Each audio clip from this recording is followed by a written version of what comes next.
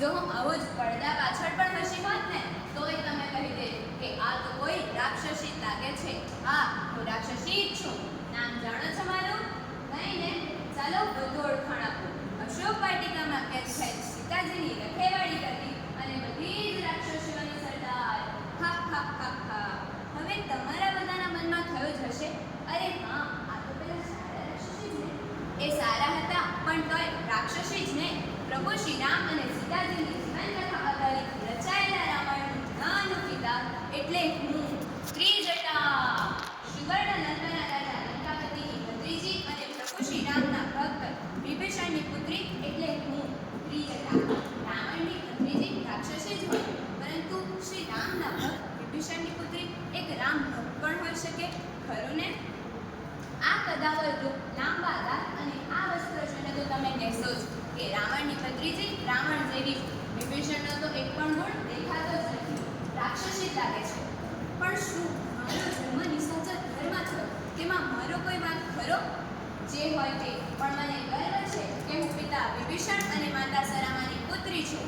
અશોક વાટિકામાં જ્યારે માતા સીતાને કેદ કર્યા ત્યારે લંકાપતિ રાવણે તેમની દેખરેખનું કામ મને સોંપ્યું અને એક રાક્ષસી ધર્મ નિભાવવા તે મેં સ્વીકારી પણ લીધું. પણ રાત દિવસ બસ એક જ અફસોસ થયા કરે કે દેવી સમાન સીતાજીને મારે મારી નજર હેઠળ બાંધી રાખવા પડશે.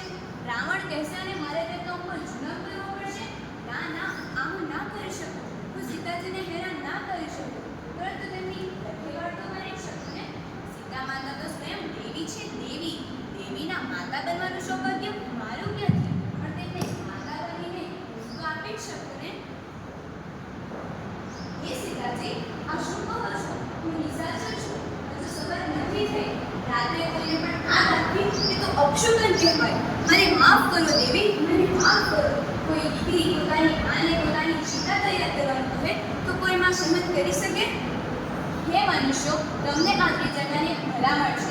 મનુષ્ય બહારી દેખાવે કદાચ નિશાચર ન મળે, પરંતુ અંદર કદાચ છુપાયેલો હોઈ શકે. હે મનુષ્યો, બહારી દેખાતી નહીં પરંતુ અંદર રહેલા મામલા જ ઓળખાજો. હા હા હા હા. ઉદાહરણ જોઈએ છે તો આ રહી હું, સામે જ છું ને. સામે જ છું ને. લંકાપતિ રાવણ જ્યારે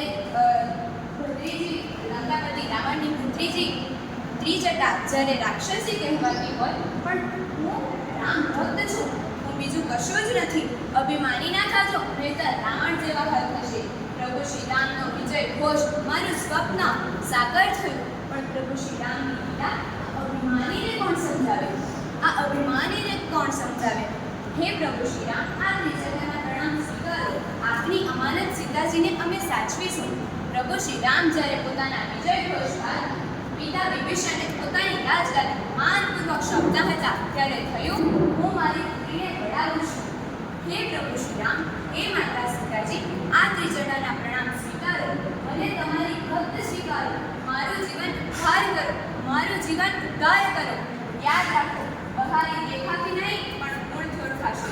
બહારી દેખાતી નહીં પણ ગુણથી ઓળખાશો. અભિમાનથી નહીં પણ પ્રેમથી ઓળખાશો.